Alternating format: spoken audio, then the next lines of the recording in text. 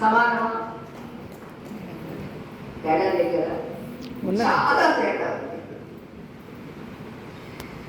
ఎలా అంటే మీరు బయటికి వెళ్ళేటప్పుడు కాస్త మీకు నచ్చిన చీర, మీకు నచ్చిన మ్యాచింగ్ అవన్నీ వేసుకుని మీ అంతటి మీరు వెళ్తారు. అది కాకుండా ఏ హాస్పిటల్గా వెళ్ళారనుకోండి, మీ డ్రెస్ అంతా తీసేసి వాళ్ళు ఏదో గ్రీనా బ్లూనా గ్రీన్ షర్ట్ ఇస్తారు, లేదా గ్రీన్ నైటీ కార్డు ఇస్తారు. ఆ కోట్ వేసుకోవాల్సింది. మేము వేసుకోమండి అంటే no you have to wear అని చెబితే చచ్చినట్టు ఎలా వేసుకుంటామో అలా మన కర్మ మనల్ని ధరింపజేసి చచ్చినట్టుగా ఈ భూమి మీదకి పంపిస్తుంది. ఇది మహాత్ముల యొక్క అవతరణకి మన జన్మకు ఉన్నటువంటి తేడా.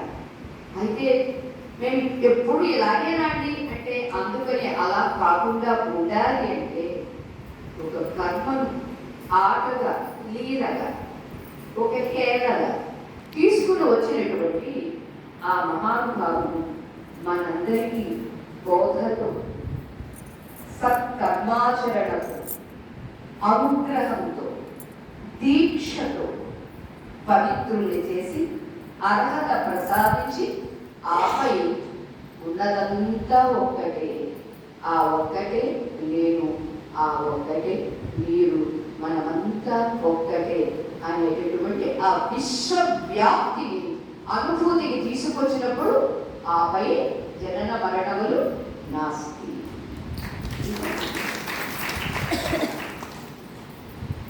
అందుకని